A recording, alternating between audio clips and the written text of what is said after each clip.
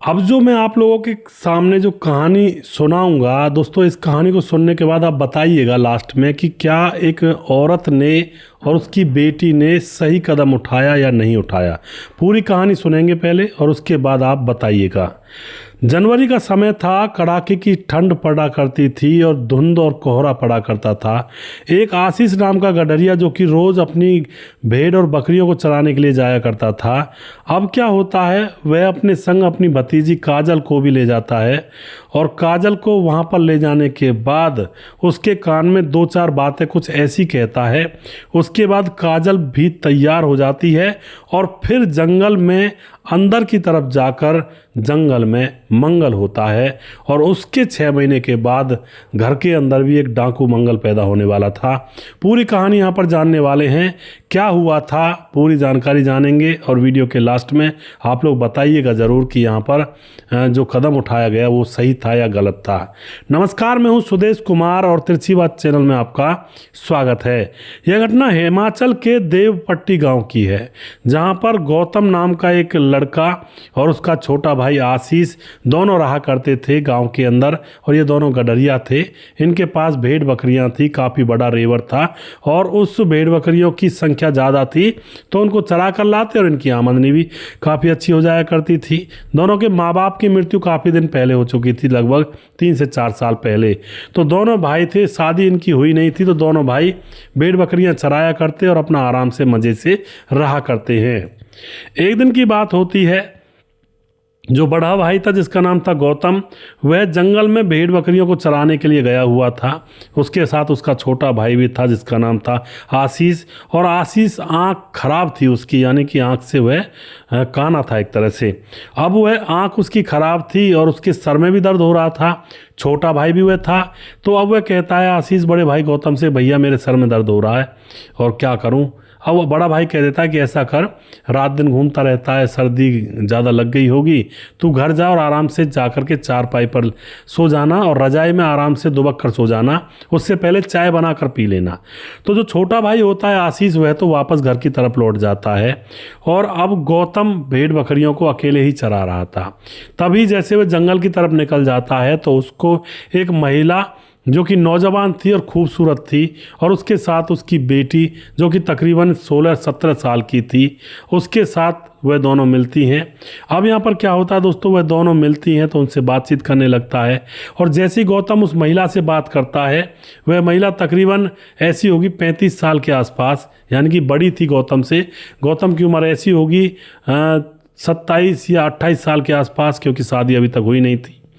अब तो वह महिला से बातचीत करने लगता है तो महिला अपनी सारी कहानी उसको बताती है कि मैं अपने घर में रहा करती हूँ, मेरे पति की मौत हो गई, मेरे एक बेटी है, बेटा में मुझ पर है नहीं, तो मेरे जो ससुराल वाले हैं उन्होंने कहा कि इसका क्या करेंगे यहाँ पर, इसके पास कोई बेटा भी नहीं है कुल खानदान को चलाने के लिए, तो हम इसको करेंगे क्या यहाँ पर। तो हमें धक्का दे करके घर से बाहर निकाल दिया, क्योंकि मेरी बेटी की भी उनको शादी करनी पड़ती, उसमें खर्चा होता, तो उन्होंने हमें ही निकाल दिया। और अब हम दर दर की ठोकर खा रहे हैं, कई दिन से भूखे भी हैं, खाना भी नहीं मिला है, अब करें तो करें क्या। यह बात सुन करके जो गौतम होता है उसको तरस आ जाता है और फिर गौतम उन दोनों माँ बेटियों को शाम को अपने घर ले जाता है। जैसे ही वह शाम को उनको अपने घर ले जाता है तो छोटा भाई आशीष देखता है कि ये क्या है भैया। भैया कहता है कि ये जंगल में बेचारी ऐसे ही बेसहारा घूम रही थी, अब ये हमारे घर ही रह लेंगी। अब तो जो छोटा भाई था आशीष, वह उस महिला को देख करके और उसके साथ उसकी बेटी थी, बहुत ही सुंदर और खूबसूरत थी, उनको देख करके बस वो खुश हो जाता है और उसको लगता है कि चलो अब खाना बनाने वाला कोई तो हमारे घर में है। और ऊपर से आँख सेका करता था बैठा बैठा उनको देख देख करके, इस तरह का उसका चाल चलन था। अब तो वह घर में रहने लगती हैं, खाना बना दिया करती हैं, इनके लिए घर का काम कर दिया करती हैं और इन दोनों भाइयों पर सिर्फ एक काम रहता था कि जंगल में जा कर के बकरियों को चरा करके वापस ले आया करते थे और मज़े से लेट जाया करते थे आराम से घर में। कुछ दिन गुजरते हैं तो जो गौतम होता है वह उस औरत जिसका नाम होता है रोशनी, और उस रोशनी से जैसे कुछ बातचीत करता है कि मैं अकेला हूँ, मेरी शादी नहीं हुई है और तुम भी कहाँ दर दर भटकोगी, ऐसा करते हैं हम शादी कर लेते हैं। रोशनी मान जाती है क्योंकि गौतम देखने में बहुत सुंदर था, लेकिन उसका छोटा भाई आशीष सुंदर नहीं था। वह उसका चेहरा टेढ़ा मेढ़ा सा था, उसकी आंख भी खराब थी। तो अब रोशनी बड़े भाई के साथ शादी करने के लिए राजी हो जाती है। अब गाँव के 4 लोगों को इकट्ठा करके उनकी माला वगैरह डलवा दी जाती है, शादी हो जाती है। अब तो दोस्तों यह रोशनी और बड़ा गौतम आराम से मज़े से रहते हैं। अब जो छोटा था आशीष, वह अब इस रोशनी की बेटी को तकने लगता है, क्योंकि जो छोटा था आशीष उसकी उम्र ऐसी होगी 25 साल या 24 साल, और जो लड़की थी वह 17 साल की थी, तो यानी कि मेल सा था। वह लड़की को देखने लगता है, नाते में वह चाचा बन गया था उस लड़की का, लेकिन वह उसको देखा करता, पता नहीं मन मन में क्या सोचा करता, लेकिन अभी वह कुछ कहता नहीं है क्योंकि बड़े भाई से उसको डर भी लगता था। धीरे धीरे समय गुजरता है, 3 महीने गुजरते हैं और उसके बाद 6 महीने गुजर जाते हैं। जो रोशनी होती है वह गौतम से कहती भी है कि भाई तुम्हें अगर बच्चा पैदा करना है तो बच्चा मुझसे हो सकता है, क्योंकि मैंने अभी वो ऑपरेशन वगैरह नहीं करवाया है, जैसे महिलाएं करवा लेती हैं कि अपनी ऑपरेशन करवा देती है बच्चा बंद करने का। गौतम कहता है तो ये तो बहुत अच्छी बात है, बच्चा भी हो जाएगा तो उसको भी हम पालेंगे और हमारी गृहस्थी शुरू हो जाएगी। लेकिन दोस्तों इतने बच्चा हो पाता, इतने ही एक दिन जो गौतम होता है अपनी भेड़ बकरियों को चराने के लिए जंगल में ले गया था, और वहाँ पर वह आराम से पेड़ की छांव में सो जाता है कि चलो थोड़ी देर सस्ता लेता हूँ, भेड़ बकरियाँ चर रही हैं, हरी हरी घास है। इतने में ही कहीं से एक सांप आता है और सोते हुए के ऊपर डंक मार देता है। वह एकदम से जगता है कि किसने काटा, देखता है सांप था, और उसके बाद तो उसके होश उड़ जाते हैं। और दोस्तों वह जैसे तैसे घर भाग कर आता है, भेड़ बकरियों को वहीं पर छोड़ आया था, क्योंकि जंगल से चरने के बाद गाय हुई, भैंस हुई, भेड़ बकरियां हुई, शाम को अपने आप घर लौट जाया करती हैं दोस्तों, ये इनका रूल होता है। घर आता है, आकर के अपने भाई से कहता है कि मुझे जल्दी डॉक्टर के पास ले चलो, सांप ने काट लिया है। तो गांव के कुछ लोग और इकट्ठे होते हैं, डॉक्टर के पास ले जाते हैं। तो वहाँ पर दोस्तों थोड़ा सा रास्ता का प्रॉब्लम थी, तो ढंग से वह पहुँच नहीं पाते हैं, लेट हो जाते हैं रास्ते में, और हॉस्पिटल में जैसे ही पहुँचते हैं तो जब तक वह मर चुका था। अब तो बड़े भाई गौतम की मौत हो चुकी है, उसका अंतिम क्रिया कर दी जाती है, और जो रोशनी है रो रो कर बहुत बुरा हाल हो जाता है कि पहला घर भी उजड़ गया मेरा और दूसरा पति भी मर गया, शायद मेरी किस्मत में ही खोट है, मेरी वजह से इसकी मौत हुई है। अपने आप को दोषी मान रही थी वह, जबकि ऐसा कुछ नहीं होता है दोस्तों। ये तो जिसके साथ जो घटना होनी होती है वो पूर्व जन्म से पहले ही तय हो जाती है। उसके बाद दोस्तों अब यहाँ पर ये अकेले रह जाते हैं, माँ बेटी और इनके साथ छोटा आशीष। कुछ दिन गुजरते हैं, कुछ दिन गुजरने के बाद जो गाँव के लोग और कुछ महिलाएं होती हैं वह रोशनी से कहती हैं कि ऐसा करो, तुम अपने देवर के साथ शादी कर लो, घर में दोनों पति पत्नी बनकर रहोगी। लेकिन दोस्तों रोशनी आशीष से शादी करने से मना कर देती है, कह देती है कि यह तो बहुत छोटा है मुझसे, और फिर इसका चेहरा टेढ़ा मेढ़ा है, इसकी आंख नहीं है, तो मना कर देती है। अब जो आशीष होता है वह कहता है चलो कोई बात नहीं, और भाभी भाभी कहकर वह उससे बोला करता था, क्योंकि भाभी और उसकी बेटी खाना बना दिया करती। अब इसी तरह से कुछ समय गुजर रहा था। अब जो आशीष होता है उसके मन में एक बात सूझती है। एक दिन सुबह सुबह कहता है कि भाभी मैं थोड़ा बीमार हूँ, और तुम अब जो लड़की है, क्या नाम है उसका, काजल, काजल को मेरे साथ भेज दो भेड़ बकरियाँ चराने के लिए, और दिन भर हम वहाँ पर करेंगे, क्या पता मैं बेहोश हो जाऊँ या फिर कोई बीमारी हो जाए। क्योंकि जब भाई रहा करता था तो मैं घर पर ही रहा करता था, वो मुझे ले ही नहीं जाया करते थे, खुद ही भेड़ बकरियों को चराया करते थे, और ऐसा था भी दोस्तों। लेकिन अब इस लड़की तो चरा कर नहीं लाएगी, इसको क्या पता कहाँ ले जाना है, तो इसको मेरे साथ भेज दो, कोई दिक्कत होगी तो संभाल लेगी। लेकिन दोस्तों इसको कुछ हुआ नहीं था आशीष को, यह सिर्फ एक चाल थी। लेकिन रोशनी इसके ऊपर विश्वास करना सीख चुकी थी, बहुत दिनों से रह रही थी, और वह अपनी बेटी को इसके साथ भेज देती है। बेटी जो कि 16-17 की जवान बेटी हो जाती है, और फिर जंगल में चले जाते हैं। वहाँ पर काफ़ी देर तो यह भेड़ बकरियों को चराते रहते हैं, और फिर एक सुनसान से जंगल की तरफ ये चले जाते हैं। वहाँ पर कई कई किलोमीटर दूर तक कोई इंसान इनको नज़र नहीं आ रहा था, और जंगल था वहाँ पर भारी। अब तो यहाँ पर दोस्तों जो छोटा आशीष होता है, जो उसने प्लानिंग बनाई थी, उसी प्लानिंग के तहत वह लड़की को अपने पास बुलाता है और उसके कान में कहता है कि तुम्हें मेरे साथ कुछ करना होगा। अगर तुम नहीं करोगे, नहीं मेरी बात को मानोगी, तो तुम्हें और तेरी माँ को मैं घर से निकाल दूंगा। अब जब यह बात कही जाती है तो लड़की डर जाती है काजल, क्योंकि वह पहले भी कई दिनों तक दर दर की ठोकर खाते रहे थे, कोई सहारा नहीं मिला था उनको। अब ये एक घर सहारा मिला है, ज़िंदगी अच्छे से गुजर रही है, तो वह उसकी बात को मानने के लिए हामी भर देती है कि ठीक है, लेकिन किसी से कहना मत। तो उसके बाद वह जंगल में ले जाता है उसको, और जंगल में मंगल वहाँ 1 घंटे तक होता है।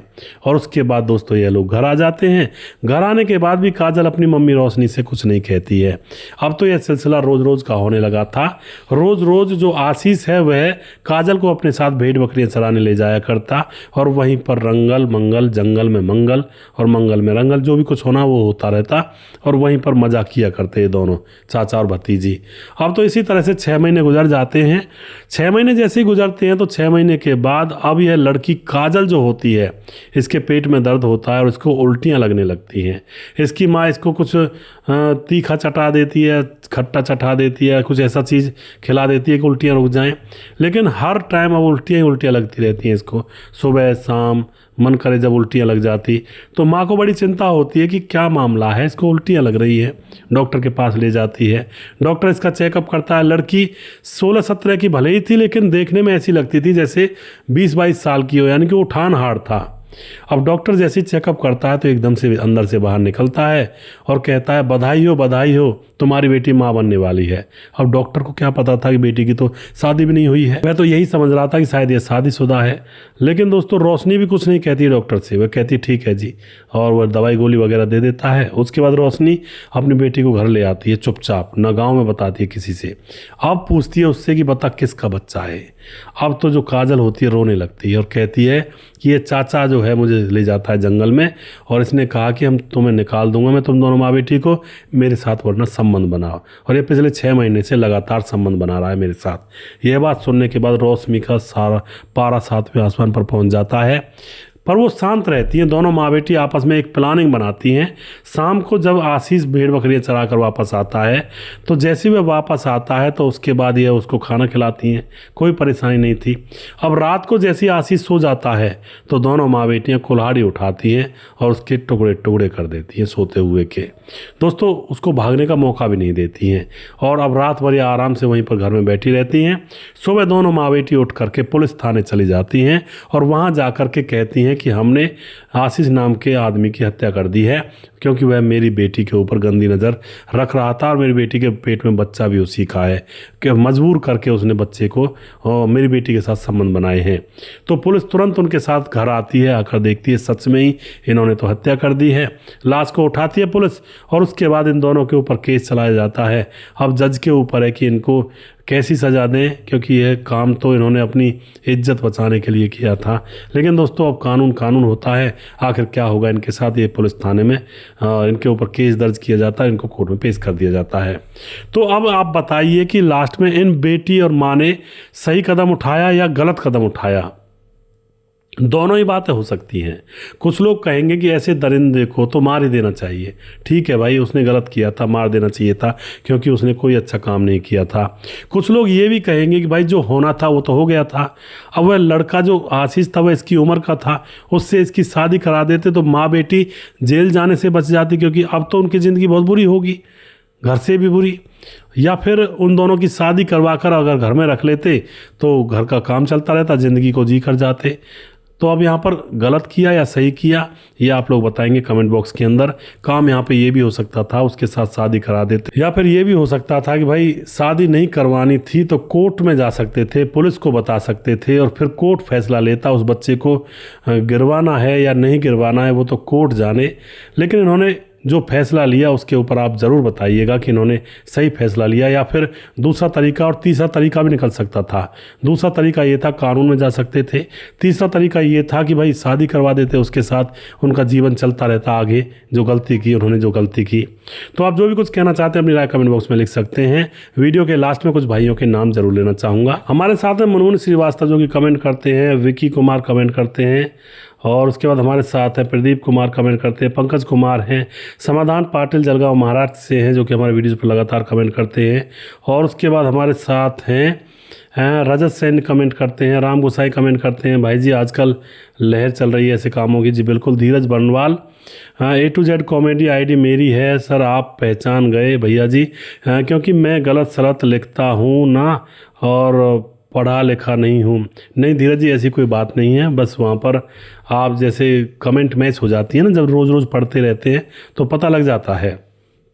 उसके बाद सुजीत कुमार हमारे भाई कमेंट करते हैं, टेकचंद कुंडू कमेंट करते हैं, गुड न्यूज़ बहुत बहुत धन्यवाद करते हैं, हिसार हरियाणा से कमेंट करते हैं, तारिफ खान कमेंट करते हैं, उसके बाद विंध्याचल राजभार कमेंट करते हैं, महेश टेलर काथड़ी कमेंट करते हैं, राम गोसाई दोबारा से, रजत सैनी दोबारा से, और विजय कुमार हमारे भाई लगातार कमेंट करते हैं। राम फेरन भाई साहब, साहस बहुत गलत चीज़ है और गंदी बात है तथा दुनिया के कलंक हैं, हवस लिखा होगा शायद। और उसके बाद बनवारी लाल मीना कमेंट करते हैं, और उसके बाद मोनू जैन कमेंट करते हैं, सूरज डियो हमारे भाई फिजी से कमेंट करते हैं, और प्रवीण बघेल से पुरी से हैं, सूरज डियो हमारे फिजी से हैं, और सुजीत कुमार हमारे कमेंट करते हैं। राम मोहम्मद यासीन लाहौर पाकिस्तान से हैं, राधे श्याम शर्मा सिरसी जयपुर राजस्थान से हैं, राजकिशोर चौरसिया महाबलेश्वर महाराष्ट्र से हैं, और सुशील चौधरी हमारे भाई लगातार कमेंट करते हैं। अगला वीडियो बहुत जल्दी फिर से लेकर आऊँगा, तब तक आप खुश रहें, सावधान रहें। जय हिंद, जय भारत।